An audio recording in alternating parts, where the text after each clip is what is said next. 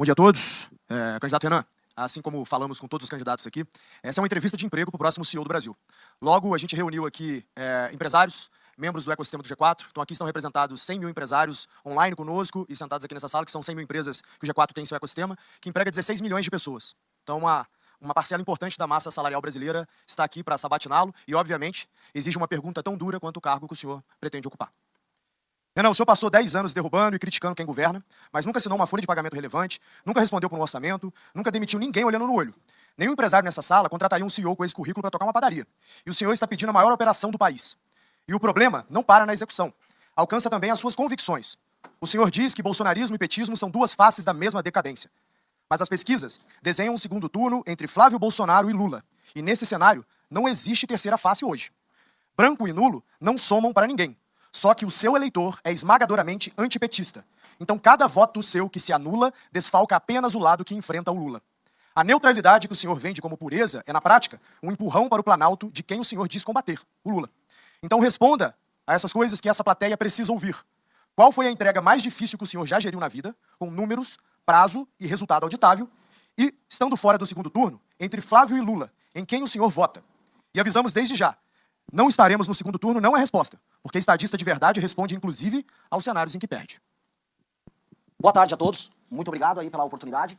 Bom, a pergunta já começa com uma imprecisão um tanto quanto bizarra, porque minha vida pregressa toda passou por administrar empresas. Eu sei o que é fazer uma folha de pagamento, e o pior, eu sei o que é pegar uma empresa fechada, quebrada, com os funcionários devendo 5 meses sem receber, botar pra andar baseado no crédito pessoal que eu construí recuperando empresas. Trabalhei isso não com uma nem com duas, mas com quase uma dezena de empresas da minha vida. Sei o que é estar no banco dos réus da justiça trabalhista, ouvindo a injustiça de um sindicato safado que tentou te extorquir no momento da negociação anterior. Sei exatamente o que é ter um agiota ligado a uma factoring, indo querer te empurrar as dívidas da gestão anterior com juros que não deve ser aceitado. Sei justamente fazer isso. E essa é a postura que o próximo presidente da República tem que ter, porque a gente vai pegar um cenário muito similar a esse. Só que essas são as minhas realizações antes de me tornar um líder político. E o líder político é um líder que necessita tomar esse tipo de decisão num contexto novo, em que não se conta apenas a ética da convicção, que é a ética da convicção que eu contei todos os anos que eu fui militante político, algo que eu tenho orgulho, faço desde 2014, mas também como liderança que precisa da ética da responsabilidade, que é quem vai assumir um país e vai ter que tomar decisões muito, mas muito difíceis. Pois bem, como líder político, no movimento que é o maior movimento político do Brasil, isso é oferível, nós fizemos a maior ação política com as maiores manifestações da história do Brasil ao longo dos últimos anos, que foi o impeachment da Dilma Rousseff. Organizei essas manifestações, ajudei a criar a linguagem política daquilo que chama de direita no Brasil, algo que foi surfado por muito vagabundo por aí.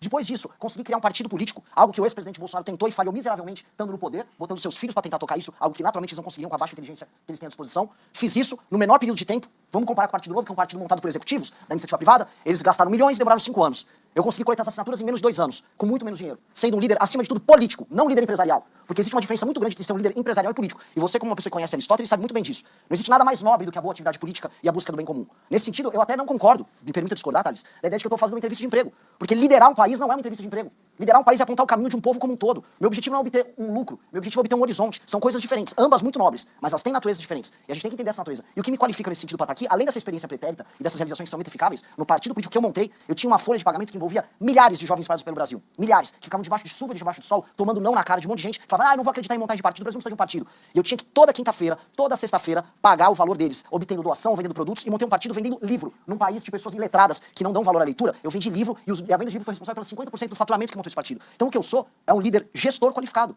no setor privado, porque a política, a atividade política que eu toco, inclusive o partido político, é um ente privado. E é um ente privado em que nós fazemos muito mais com muito menos. Criei a revista Valete, que é a segunda maior revista de política e cultura do Brasil, impressa, depois da revista Piauí, não tô falando em digital, porque a nossa é só impressa. Criei um ecossistema do Valete Plus com 50 mil usuários para produção de conteúdo independente, uma rede social própria. Isso nos qualifica usando, volto a colocar, o que há de melhor em termos de gestão para ser um grupo político inovador. E aí, o que as eleições nos mostram, vai fazer mais com menos. Sobre a política de segundo turno, eu volto a repetir, eu vou lutar e um líder não vai ficar aqui falando, eu não vou pro segundo turno, e qual é esse cenário? Não posso fazer isso. Imagina o Alexandre em Galgamela, você ama o Alexandre assim como eu. Imagina o Alexandre em Galgamela, não sei, acho que vou negociar com o Dario. Não, ele foi até o fim. E eu tenho que ser assim, porque ao mesmo time, o mesmo exército de militantes que eu motivei a montar o partido político, eu tenho que motivar agora. E eu não posso ter compromisso com o erro.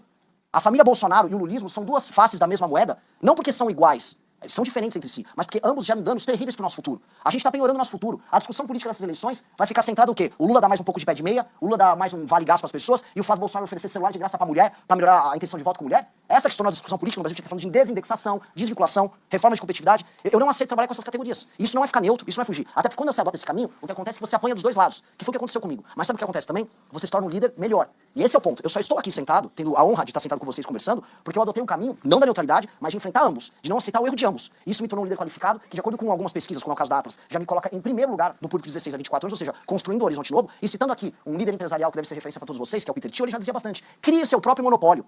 Crie antes de tudo seu próprio monopólio. Seja líder de uma tecnologia que ninguém pode imitar. Foi isso que eu fiz para as novas gerações. Eu criei um pensamento político próprio, um grupo político próprio, uma estética própria, uma liderança própria. E com base nisso nós criamos um nicho eleitoral próprio, com um sonho e um horizonte próprio, que nos deixam aptos a participar do grande debate. E é por isso que eu tenho a honra, tá, de estar aqui com você, de poder discutir isso com você, de poder discutir com o Duda. E tá aqui, é uma visão que pode ser encaixada também como empresarial, no sentido de gestão, mas uma visão muito poderosa em termos de coração. Eu tô aqui por causa desse coração e é isso que vai fazer a gente mudar o Brasil. Obrigado. Candidato, a resposta. Vota Lula ou Flávio, sendo que Lula Eu voto Renan Santos. Eu não vou pra batalha pensando em perder. Eu voto Renan Santos. Candidato, deixa eu aproveitar e exibir rapidamente uma pesquisa da Real Time Big Data sobre o candidato Renan Santos. Fizemos uma sondagem com eleitores e aí fizemos a seguinte pergunta. Qual é o maior feito de Renan Santos? 64% acredito que nenhum. 7% falam que é a criação do MBL. 8% falam que é a fundação do partido Missão. 20% falam da derrubada da Dilma Rousseff, ex-presidente da República. Temos outros slides também. E qual a promessa de Renan Santos soa melhor? Nenhuma, para 35%. Mutirão anti-Bolsa Família, 17%. Mudanças na educação, 13%. E guerra ao crime organizado, modelo penal diferenciado. Candidato, a partir dessa pesquisa, eu quero fazer a seguinte provocação ao senhor. O que faria a pessoa física, Renan Santos, votar no candidato Renan Santos? Infelizmente, tem que recorrer à resposta anterior. Ser um bom líder. Ser um bom líder. E algo que não está presente aqui, que é ter tomado as decisões duras que machucaram o meu grupo político, mesmo quando o caminho oposto soava mais fácil. Quando a gente enfrentou a Dilma Rousseff, e a gente começou a congregar toda aquela energia do antipetismo num caminho só, era um caminho relativamente fácil. Nós, os bolsonaristas, andávamos juntos, a turma do Partido Novo, todos andávamos juntos. Quando veio o governo de direita, em que nós precisávamos cobrar e discordar, e aqui eu vou fazer um elogio ao antagonista, que o antagonista adotou um caminho difícil à época também. Nós cobramos. Imagino que o antagonista deve ter perdido assinantes e clientes. Muitas pessoas perderam. Nós perdemos toda a nossa base política. Só que o papel de um líder é sofrer com suas teses. O líder político que ganha dinheiro, ou fica famoso, ou ganha votos defendendo algo que não acredita, não é um bom líder. Na verdade, ele é um seguidor. Ele segue o que a manada puxa. E o líder, ele lidera, ele aponta o caminho. Então a minha maior qualidade que está ali, ela se expressa não exatamente proposta a proposta, mas o que está por trás das propostas, a substância por trás, que é ser um bom líder. E fui um bom líder de um grupo que hoje está no jogo político, disputando um jogo de gente grande, simplesmente por causa dessas qualidades, as qualidades de uma boa liderança. E eu acho que o Brasil passa por uma crise de liderança. O grande problema nosso é uma falta de liderança, de gente que tem uma visão de um Brasil e que tenta implementar ela de maneira ferrenha. Nem que você, sua reputação e sua vida seja destruída no processo. Muitas pessoas no campo empresarial fazem isso, destroem suas vidas pessoais, fazem abdicações, e isso é belo. Isso é que aqui no Brasil, o poder é visto como uma maneira de você fruir e você atender seus prazeres mais baixos. Não à toa, o escândalo do Banco Master era basicamente sobre dinheiro e prazer sexual. Não é isso? A elite política brasileira se baseia estritamente em dinheiro, troca de favores e prazer, quando não sexo sexual. A boa liderança tem que ir para um outro caminho. Então, ao fazer esse tipo de sacrifício, e dado que quem nos acompanha mais tem um determinado recorte, acho que a pesquisa pega isso, vai pegar um recorte um pouco mais masculino, vai pegar um recorte também mais jovem, esse recorte ele se apaixona. E aí vem a responsabilidade de transformar essa paixão não em culto, mas em ação. Passo a palavra para o colega Duda Teixeira, diretor da revista Cruzoia. Renan, vamos começar pela questão mais polêmica, que é o bordão que vocês têm do prendeu, matou, né? Você pode explicar qual que é essa ideia e quem que vai morrer nessa história? Espero que... Assim, eu recebi uma pergunta similar lá do pessoal da Globo, lá no nosso congresso, né? Ele falou, poxa, você quer diminuir as mortes, mas você quer aumentar a letalidade policial? No que eu respondi, olha, então vamos fazer o seguinte, eu vou agora comunicar os líderes do tráfico para se entregarem de maneira voluntária, até no governo Lula. E tá tudo bem, não precisa haver morte nenhuma, não tenho uma vocação para Rambo, nem tô afim de ter, mas a gente sabe muito bem que o Brasil vai precisar combater essas organizações, essas instituições. O bordão não fui eu que criei como se fosse uma agência de marketing, ele surge da própria militância, ele surge de um processo natural. Eu faço lives diárias em que eu comento problemas, e esse bordão surgiu quando da morte de um empresário que estava andando de bicicleta na frente do Parque do Povo, alguns aqui conhecem o caso, e diante do assassinato dele veio uma revolta, porque ele entrega seu celular e o bandido de maneira voluntária opta por atirar nele. E assim, é uma banalização da vida, ou uma banalização da atividade do assassinato bizarra. E aí você vem e responde, o que você vai fazer com ele? Só tem duas circunstâncias que você pode entregar com um cara desse. Ou você prende, ou você mata. Se entregou, prendeu. Combateu o policial, reagiu, morreu. Não deve haver uma terceira alternativa. O problema é que, e essa é uma pequena reflexão, não sei se eu tenho tempo pra isso, mas... O senhor tem 32 minutos e 40 segundos, se for 40 suficiente. segundos, puxa. Tá, então ótimo. Gostei da precisão. O que acontece é que o sentimento de culpa que veio do regime militar, da ideia de violações de direitos humanos, contaminou a cabeça do legislador, dos juristas, na redemocratização, de modo a você ficar impondo garantias muitas a quem comete um determinado crime violento, e você tornou, no final, a sociedade refém deles. E aí a ideia da prisão, a ideia da pena, ficou vinculada, por exemplo, à ressocialização. Quando não tem que ser o caso. Eu acho que tem uma das perspectivas de direito penal que a gente tem que trazer, é o direito penal voltado para a vítima. A vítima só vai entender que o pacto social é válido se ela se sentir contemplada, através do senso de justiça, por uma pena que venha a atingir o seu ofensor. Essa é uma ideia de justiça mais ampla do que vou pensar permanentemente em ressocializar. Então, o prendeu matou é uma resposta sobre isso. É uma resposta sobre um pensamento, e eu fui estudante de direito, é um pensamento errado que tomou as discussões sobre matéria penal nos últimos 30 anos e que agora está se alterando. Candidato, o senhor falou em impacto social e algo que eu inclusive falei no início das sabatinas, é que um desafio do próximo presidente da República vai ser refazer um pacto social em nome da governabilidade, principalmente tentando restabelecer o sistema de freios e contrapesos, aquele que todos nós conhecemos por Montesquieu, etc, etc, Checks and etc. balances. Exatamente. Porque hoje vivemos uma balbúrdia, né? O judiciário legisla, enfim, o Congresso executa e o Poder Executivo fica dependendo desse tipo do próprio Supremo para poder fazer alguma coisa. Como que o senhor vai conseguir restabelecer essa relação? Tentar fazer com que o Executivo volte a executar, que o judiciário volte a julgar e que o legislativo tenha a sua função de fiscalizar. Essa é uma pergunta de R$1 trilhão, vamos colocar assim. Todas as democracias no dito Ocidente passam por um problema em que o executivo não executa. Isso não é, vamos dizer, um privilégio do Brasil. Isso vem acontecendo em todos os lugares. E recuperar a capacidade de ação do executivo, especialmente no mundo em que grandes potências como a China executam em muito, ou vamos falar de outras nações, a Arábia Saudita executam em muito, se tornou um desafio para o Ocidente, que se tornou uma espécie de um regime travado, altamente burocratizado. Isso no Brasil se agrava porque nós temos um regime que é oligárquico. E as oligarquias, elas estão no judiciário, no executivo e no legislativo. E elas fazem trocas de favores mútuas, de modo a você permanecer com essa estrutura oligárquica no poder, a custo da nossa competitividade, a custo, por exemplo, de uma dívida galopante, do aumento dos juros, do aumento de impostos que redundam nisso. Como enfrentar isso? Você vai ter que enfrentar a estrutura própria do jogo. Se por um lado eu vou ter que fazer concessões e coalizões, então lá eu entro no poder, porque existe até um conceito errado que é tipo, o Renan é um cara de sistema, então como se eu vou chegar lá em Brasília xingando os outros? E não é isso, eu vou ter que chegar em Brasília e montar uma coalizão, não só com o Congresso, mas com a sociedade civil. E uma coalizão vai passar a convencer da Rede Globo, ao empresariado, à agricultura, a formadores de opinião, a ter certos consensos junto com líderes partidários para que eu possa ter governabilidade. Essa governabilidade vai se dar em pautas que tem que estar muito clara para todo mundo. Não é assim, vou ter 4 anos de aliança com uma maioria no Congresso. Como foi o governo Lula II, por exemplo, que com o Petrolão ele estabeleceu uma maioria para PEC e não passava PEC nenhuma que importava. Nenhuma reforma foi feita naquela época. Nós temos que saber quais são os temas centrais. Desindexação, desvinculação, reforma da Previdência, uma agenda de competitividade muito poderosa, reformas em termos de matéria penal. Então, ok, eu vou precisar de maioria para PL, para algumas, e maioria para PEC. E vamos trabalhar caso a caso, gerando essas maiorias na sociedade civil. Ao fazer isso, eu começo a entregar coisas. Eu recupero a capacidade do governo federal de executar e ter a sua, vamos colocar assim, sua credibilidade de que as coisas voltaram a acontecer. E aí eu tenho que retomar determinados instrumentos que hoje estão na mão do parlamento para servirem ao executivo. Vou colocar uma coisa em primeira mão que nós precisamos fazer e que não é exatamente a coisa mais antissistema do mundo e falar. Nós vamos ter que usar as emendas parlamentares a nosso favor. Para obter governabilidade e para obter espaço fiscal, que é uma coisa que interessa para vocês bastante, espaço fiscal representa investimento, representa também queda nos juros. O nosso ajuste fiscal vai passar também por estabelecer um determinado gatilho. Todo valor, em toda votação orçamentária, que você reduz de despesa obrigatória, abre espaço para investimento. Sim. Abrirá também espaço para aumento das emendas. Elas não serão mais condicionadas à receita, elas serão condicionadas ao aumento do espaço de investimento. Porque o Congresso Nacional tem que ficar vinculado a cortar gastos obrigatórios para aumentar o espaço de investimento. E aí a gente disciplina o funcionamento das emendas. Outro dia estavam me xingando, o Renan falou bem do Flávio Dino porque ele falou das emendas. Veja só, pode ser um capeta. Se o capeta ajudar a disciplinar as emendas, a gente vai ter que dar uma conversada com o capeta para fazer tocar. Porque hoje o Congresso Nacional se tornou esse instrumento próprio de gestão porque ele tem o controle das emendas. E aí entra a questão STF, que é outra questão extremamente complexa. Porque o STF, ao mesmo tempo que ele chegou num pico de poder, ele também está no seu vale de credibilidade, com seus ministros envolvidos em escândalos de corrupção. O Congresso Nacional vai ter autonomia para tocar isso? Deve ter autonomia. Só que o próximo presidente da República, que vai ter condição de nomear ou 3 ou 4 ministros do Supremo, terá a condição de estabelecer maioria, vamos ser bem claro, as nomeações não têm um critério que será técnico para o STF, mas que envolve uma posição política sobre uma mudança no funcionamento do STF. Então, os que eu nomearei terão que ser não apenas escrutinados, mas terão um compromisso público em acabar com essa farra dos escritórios ligados aos ministros do STF, a serem favoráveis e não tentarem judicializar, por exemplo, o licenciamento ambiental, como tem gente querendo fazer. Licenciamento ambiental e queda de juros vai transformar o Brasil em um candeeiro de obras.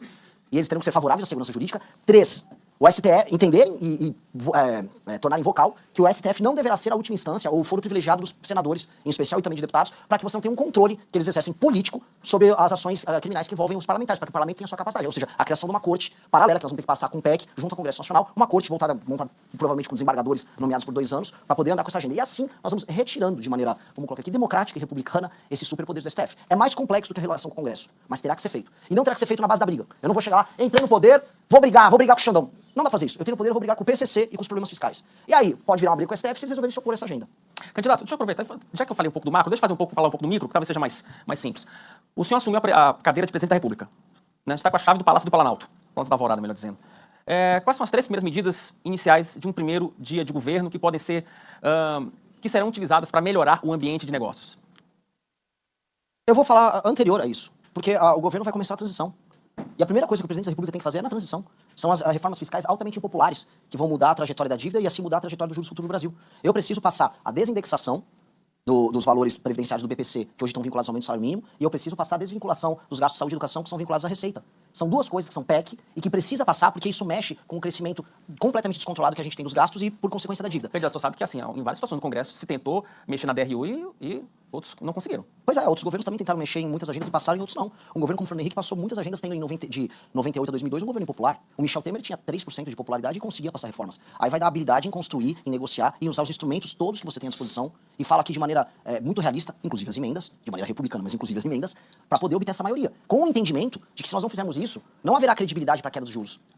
A queda de juros que vai acontecer sem ser marretada, que ninguém aqui é moleque vai falando de hoje o Banco Central é independente. O Banco Central só vai ter meio de fazer isso, não porque o Renan entrou e ele tem credibilidade porque ele é para o mercado. Não, é porque nós já estamos antecipando já na transição. Então essas são as medidas que vão afetar diretamente a mudança no ambiente de investimentos, ambiente econômico no Brasil. E essa é uma resposta que não tem que nem esperar o dia 5, que é quando o presidente toma posse. É uma resposta para dar no dia seguinte a vitória no segundo turno.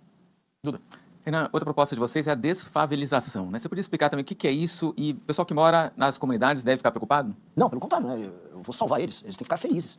A desfavelização, assim, eu recebi uma pergunta da Folha de São Paulo, né? Que eu falei assim, olha, uma pessoa que mora numa favela, ela não é hoje um cidadão, ela não é um titular de direitos, ela no máximo é titular de deveres. E ela vive diante de um sistema jurídico paralelo, não escrito, que é o do crime organizado. Que às vezes até é escrito, tá? Mas, enfim, o que é a política de desfavelização? É você entender que você tem milhões de brasileiros que vivem num arranjo urbanístico e social que aumenta a incidência de crime organizado, que aumenta a incidência de tuberculose, que é uma doença que nem é uma doença tão preocupante no geral, mas nas favelas ela tem uma incidência muito maior, em algumas favelas é 11 vezes maior, que tem uma taxa de gravidez na adolescência muito maior, que o desempenho das crianças é menor, que tem taxa baixa ou quase nenhuma de saneamento básico, às vezes tem fornecimento de água, depende da favela, depende da cidade, e que as pessoas estão urbanisticamente distantes também de onde elas trabalham, ou seja, é apenas um aglomerado muito ruim.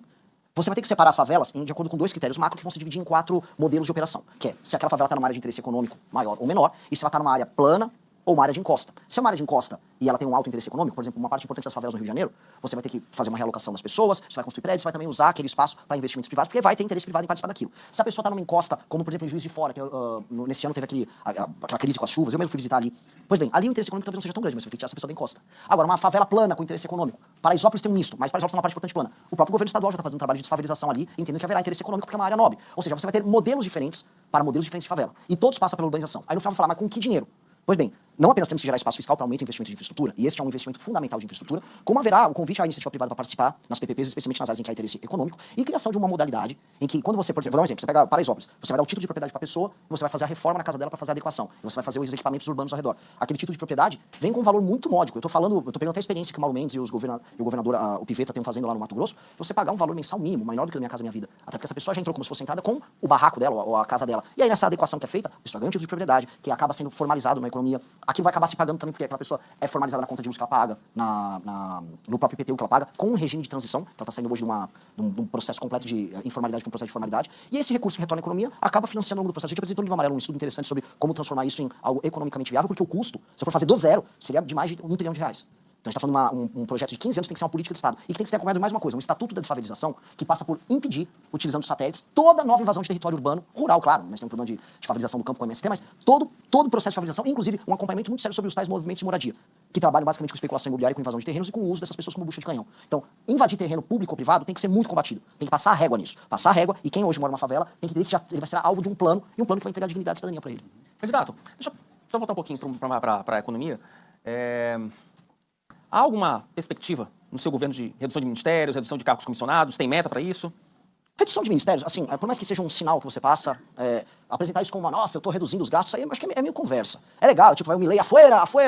Mas quem tá no ministério hoje com um cargo que não é comissionado, ele vai continuar na folha. O prédio vai continuar existindo, pertence à União. Acho que o critério que tem que utilizar é, vou remodelá-lo de acordo com o modelo de gestão. Então, o Kim Kataguiri vai tocar um ministério de gestão nosso, que vai congregar previdência, que vai congregar trabalho, que vai congregar planejamento. Ou seja, a ideia nossa, inclusive, com ele, é a gente montar uma espécie de uma startup no próprio Palácio do Planalto, junto com a Secretaria-Geral, congregando essas áreas que são estratégicas. E esse próprio ministério cuidar de a gente olhar todo o capital humano que a gente tem à disposição, como uma espécie de um super RH, e aí você fazer as relocações e readequações que são necessárias. Até porque existe assim, muito preconceito com o comissionado, mas em muitos ministérios, em muitas prefeituras, é o comissionado que toca a gestão. Então boa parte da equipe técnica que a gente chama dos ministérios da Fazenda, que passa para eram bons cargos técnicos comissionados que foram colocados lá. Então você não mexeria nisso? Ou Não, mexeria eu de uma forma relocaria muito de acordo pontual? com a necessidade de gestão. Eu botar uma meta específica, para mim é mais perfumaria e eu fugir do que é verdadeiramente popular, mas gera resultado fiscal. Eu falo da desindexação do salário mínimo, da aposentadoria do BPC, do aumento do salário mínimo, é impopular, mas te dá resultado fiscal muito grande, muito grande. Isso vai permitir que os juros caiam, que o dinheiro das pessoas valha mais, inclusive do aposentado. O dinheiro dele vai valer mais no fim do dia. Só que eu falo isso, não dá tanto voto que eu falo, eu vou cortar 20 ministérios de uma vez. Eu acho isso bobo, honestamente. Eu acho que tem que obedecer critérios de gestão. É isso. Reforma de Previdência. Reforma paramétrica, tá inclusive protocolada por nós. A gente tem que alterar os parâmetros, vocês têm que um gatilho automático. Inclusive a OCDE tem uma lista das nações que trabalham nessa linha, que é você tem um gatilho automático conforme a idade avança, naturalmente o sistema previdenciário se adequa àquilo. E nós temos que reduzir as exceções. Reduzir ou quase encerrar as exceções. Nós temos tanta exceção, e a última reforma incluiu tanta exceção, que no fim do dia ela nunca tem o efeito que ela precisa, tanto que ela precisa ser refeita. E eu vou te falar, eu gostaria de passar a Previdência junto nesse pacote que envolve desvinculação e desindexação, na transição. Só para fechar, para entregar para o Duda, né? Eu queria aproveitar só explorar uma questão sobre incentivos fiscais. O senhor, num eventual governo Renan Santos, o senhor cortaria incentivo fiscal, faria uma análise, faria uma readequação? Vou cortar muito incentivo fiscal e também farei muita readequação. Você tem modelos que funcionam e modelos que não funcionam. O do agro funciona. O do agro funciona. E quando comparado aos nossos concorrentes no mundo, o subsídio é muito menor do que os nossos concorrentes globais. E o agro, ele se tornou uma cadeia que hoje ela não é apenas agro. Quem vai no Mato Grosso, eu fui no Maranhão, que é uma das regiões. Você é do Maranhão. Sim. Você vai para a região de Balsas, hoje você tem usina de etanol lá em Balsas. E é o agro, o capital do agro, gerando tecnologia e se tornando agroindústria, para exportar. Aquilo mudou a dinâmica em Balsas. Quando você vai para Pinheiros, a terra do Sarney, você vê um negócio decadente, triste. Você vai para Balsas, por mais que urbanisticamente ainda tá se arrumando, já é outra energia. Você vai para Mato Grosso, é a transformação do agro em agroindústria. Então, isso está dando frutos pra gente. Inclusive, boa parte do projeto que a gente tem que ter de Brasil, de sair do Brasil Bolsa Família, passa a entender que o papel da agricultura ali é um papel transformador, ele muda a dinâmica política, econômica e social desses lugares. Então, isso é um exemplo do que funciona, mas logicamente, é aquela coisa, né? O molho... E o que não funciona? O que não funciona, Zona Franca de Manaus é um exemplo que não funciona. Só a Honda tem 16 bilhões em renúncia fiscal por ano. A Honda! Pra ficar levando equipamento daqui pra lá, de cá pra lá, só porque tem vamos colocar aqui, uma malandragem fiscal que foi criada. Talvez houvesse ali no período da ditadura militar um objetivo de ocupação. Hoje não funciona. Manaus é uma cidade de 2 milhões e poucos mil habitantes e você tem renúncias fiscais nas casas das dezenas de bilhões de reais. Ou seja, não está batendo. Tem um orçamento de capital no Brasil que não dá o que é a Zona Franca de Manaus. E de capital maior. Me corrija aí, pessoal, que tá aqui, mas eu duvido que o orçamento do Rio de Janeiro seja maior, da cidade do Rio, que é bem maior do que Manaus, do que o dinheiro que vai pra Zona Franca de Manaus. Então, lógico que é uma distorção. E essa distorção precisa ser corrigida. Só que também acredito que, quando bem implementado, algumas renúncias fiscais podem funcionar. A construção do complexo do agro, que envolveu a Embrapa Pública, e olha só, eu sou um cara também vamos privatizar, a Embrapa Pública, mais as frentes pioneiras que levaram a gauchada do sul para o centro-oeste para o norte, isso misturou Estado, misturou iniciativa privada e misturou algum grau de subsídio, e isso gerou algo muito bom. Então, nós temos que saber pontuar e utilizar e não incorrer na esparrela do campeão nacional, que é uma vergonha e não funciona, que a gente não vai cair nisso. Tá. Candidato, como jornalista, li o plano de governo de vocês e fiquei preocupado com aquela questão do código de imprensa. O que vocês querem colocar dentro desse código de imprensa? Tem risco aí de censura? Não fique, muito pelo contrário. Você é um jornalista sério e eu acho que a sua categoria está sendo assaltada por uma modalidade nova que eu vi rodando no Brasil e que eu acho que talvez vocês estejam acompanhando. Algumas páginas de fofoca no Brasil, na verdade, existem dezenas de milhares de páginas de fofoca. Elas atuam com veículos jornalísticos dos municípios e são compradas pelos prefeitos locais. É dinheiro público que é usado e ninguém sabe que é dinheiro público sendo utilizado por um veículo de imprensa. Isso entra como verba publicitária porque elas são congregadas dentro de agências. Isso aí não está disciplinado, isso não é jornalismo, eles não estão obrigados a fazer checagem, a nada, ninguém tem autoria da matéria, não tem redação, ninguém sabe que isso. São milhões, quiçá bilhões de reais que estão sendo direcionados para esse esgoto e ninguém sabe. Alguém tem condição de checar por como esse dinheiro é usado? Será que a rubrica dele dentro do orçamento municipal que fica dentro de gasto de publicidade com a agência não deveria ser tornada transparente? Isso é um exemplo. Agora, em nenhum momento a gente quer atuar contra a liberdade, muito pelo contrário. Eu vi que você havia feito uma crítica, até a gente respondeu ali na Cruzoé. A crítica é pertinente porque esse tema tem que ser colocado sempre à mesa. Porque a imprensa ela é necessária num país doente como o Brasil. Só que as inovações que vêm acontecendo, em termos tecnológicos, a página de fofoca é um exemplo disso, são coisas tão bizarras que o próprio jornalismo está sendo meio que comido por baixo sem nem perceber. E eu acho que a população tem um jeito de saber que a página de fofoca que está atuando no município dela recebe grana de emenda do prefeito. Isso é um absurdo, isso precisa ser corrigido. Candidato, como é que seria uma diplomacia no governo Renan Santos? Você faria uma aproximação com os Estados Unidos, com China, com Rússia? Um governo nosso ele tem que entender o que é o Brasil perante o mundo. Quem nós somos. O Brasil é o Ocidente. Não. O Brasil ele é uma experiência única que congrega o Ocidente e o dito Sul global. O Brasil é como se ele fosse uma porta, um portal entre o Ocidente e esse mundo novo, que envolve África, que envolve Índia, que envolve a Ásia. E o Brasil consegue congregar isso de maneira carismática e apaixonante. Então, o Brasil é um país que não tem rejeição perante o mundo. Na Copa do Mundo tinha mais gente torcendo pela seleção em Bangladesh, na Índia, não sei se vocês acompanharam isso, do que nas cidades do Brasil. Este papel nos coloca não como um baluarte que é um aliado automático dos Estados Unidos, como parte da direita quer ver, mas como uma nação que vai ter que saber fazer esse papel. Vou colocar diplomático internacional de soft power e, em termos de atração de investimentos, com uma dinâmica pragmática. Vou dar um exemplo, terras raras. Os Estados Unidos não fez a lição de casa dele com as terras raras. Não fez. Inclusive, eles venderam a tecnologia para a China, as empresas privadas deles, a China pegou nos anos 80 a tecnologia americana, investiu tudo em processamento, tem as maiores reservas, tem, se eu não me engano, mais de 90% do processamento de terras raras do mundo. Para você fazer um F-35, caça americano, o maior instrumento de guerra dos Estados Unidos, você precisa de meia tonelada de terra rara. Os Estados Unidos dependem da China para isso. Estão na mão, não se planejaram. Agora eles olham para o Brasil que tem 20% das reservas, pelo que a gente sabe. Aí os Estados Unidos, não, precisa extrair sua reserva aí. Isso que os Estados Unidos ele tem um processamento de 1 ou 2 elementos. Aí o Brasil vai olhar e vai falar o quê? Só extrai e leva embora? Não, qual é o nosso papel nesse novo jogo geopolítico? Na nossa visão, eu tenho que sentar com a União Europeia, tenho que sentar com Taiwan, que precisa de terra rara também, eu tenho que sentar com o Japão, tenho que sentar com os Estados Unidos, com o Canadá e com a própria China e estabelecer um sistema relacional em que há transferência de tecnologia e investimento e parcerias de longo prazo envolvendo isso. Porque as terras raras vão colocar a gente, vão fazer para a gente possa tirar o gap tecnológico em matérias que a gente ficou completamente para trás. Então, do ponto de vista geopolítico, uma reorganização que nós vamos precisar fazer e que não é uma resposta fácil, porque você vai ter que sentar e negociar com todo mundo. Com absolutamente todo mundo. A União Europeia tem um interesse numa reindustrialização dela focada nisso. Mesma coisa dos Estados Unidos da América, que tem uma dependência geopolítica desse tema. Vamos para outro tema, data center. Hoje o Brasil não está em condição de falar, eu estou aqui na fronteira do conhecimento IA. Mas boa parte das IAs do mundo vão precisar de infraestrutura de data center com energia limpa sendo tocada em vários lugares ao redor do mundo. O Brasil está numa posição boa para isso. Basta nós tocarmos direitinho o nosso licenciamento ambiental, não deixar ficar sabotando a instalação dos nossos data centers, como tentaram fazer agora no Ceará, porque houve tentativa explícita de sabotagem com o pessoal da Casa dos Ventos que trouxe os data centers ali. Do ponto de vista logístico, a gente está num hub de fibra ótica que recebe fibra dos Estados Unidos e que redistribui para África e Europa. Ou seja, a gente está numa posição boa, que caso a gente use as nossas matrizes energéticas, diminua os juros, entra investimento, a gente se torna essa infra, que aí você também ganha poder e leverage para negociar também troca de tecnologia e inclusive capacidade de investimento para a gente poder criar as nossas próprias IAs aqui, né? Não sou tão otimista no curto prazo, mas acho que no longo prazo, do ponto de vista diplomático, a gente consegue quebrar o gap nessas áreas. Candidato, vocês pensam em reduzir o número de municípios no Brasil, né? Qual seria o critério para fazer essa redução? Isso está no nosso... Deixa eu aproveitar esse questionamento do colega para fazer um outro questionamento. Como uma proposta dessa passa no Congresso em que o deputado federal normalmente depende do prefeito para ter voto? Posso me estender nessa? Eu acho que isso aqui é o tema mais legal pra gente tratar. Se a gente for falar de reforma política no Brasil, nós temos que falar disso. Porque muita gente fala em reforma política, vamos mudar o modelo para distrital misto. Isso pouco importa no regime atual. Vocês que fazem cobertura política, têm que entender que, e vocês entendem, claro, que o município se tornou, especialmente o município com baixa atividade econômica, um executor de recursos que vem do governo federal e executor de emendas do padrinho político do prefeito, que é o deputado que recebe emenda. Hoje, o que é um deputado federal? Ele é um gestor de uma série de, vamos colocar, filiais que ele tem, que são municípios, e eles executam as emendas dele, fazem o show do Wesley Safadão para se reeleger, não tem nenhuma obrigação ou compromisso com indicadores de desempenho, os famosos KPIs que vocês têm que colocar nas empresas de vocês, para vocês poderem validar se a empresa está funcionando ou não. E aí, eles giram esse dinheiro, não há aumento da atividade econômica nos municípios, até porque aumentar a atividade econômica significa diminuir o ciclo de dependência do cidadão para com o prefeito e com o deputado. E aí o deputado, quanto mais cidades ele tem para ele controlar, que é esse o jogo político do deputado federal, mais poder ele tem em Brasília. Por isso mais demanda emenda, e as emendas são utilizadas, especialmente do orçamento secreto, para alimentar esse jogo. É isso que a gente chama de pacto federativo no Brasil, e é isso que faz com que o Centrão, ano após ano, mande cada vez mais. É por isso que a política brasileira não é feita baseada em, vamos dizer, nem critérios objetivos, nem em programa, nem em ideologia. A gente fica discutindo ideologia, vocês discutem no antagonista, eu discuto na minha live, mas no fundo isso é uma perfumaria diante de um sistema, de uma máquina muito dura, cujo funcionamento é um funcionamento que é danoso para o Brasil. Como resolver isso? E esse é o ponto que eu vou chegar, que vai envolver a fusão de municípios. Houve no governo Fernando Henrique a lei de responsabilidade fiscal, que disciplinava, no fundo, a utilização do orçamento por parte de entes federativos. Aqui foi uma revolução à época. Porque a coisa mais comum era um prefeito terminar o mandato dele, ou terminar um ano mesmo, sem pagar folha, dar um calote e jogo que segue. Pois bem, a lei de responsabilidade gerencial, que é um dos projetos que está no nosso programa, prevê que um prefeito, e vamos começar com os prefeitos, tenha indicadores de desempenho objetivos, KPIs. O principal deles aumenta a atividade econômica no município. Lembrando que quanto você aumenta a atividade econômica, menos gente vai ficar no Bolsa Família, menos gente vai ficar dependendo dos favores do prefeito. Índices de educação que já são públicos e existem. O Brasil, inclusive, é um país bom dessa parte de transparência e avaliação, em muitas áreas melhor do que os Estados Unidos. Cobertura de água, cobertura de esgoto, fila nas UBS, ou seja, critérios objetivos que vão entregando uma pontuação do prefeito. Prefeito não entrega a pontuação mínima ao longo do seu mandato, fica inelegível por 8 anos. Prefeito bate as suas metas, ele se qualifica para receber mais emenda. Então o prefeito pode receber mais emenda desde que entregue bons indicadores de desempenho, facilmente metrificáveis e auditáveis. O maior deles, aumento da atividade econômica percebida com aumento de emprego e redução de pessoas vivendo do assistencialismo.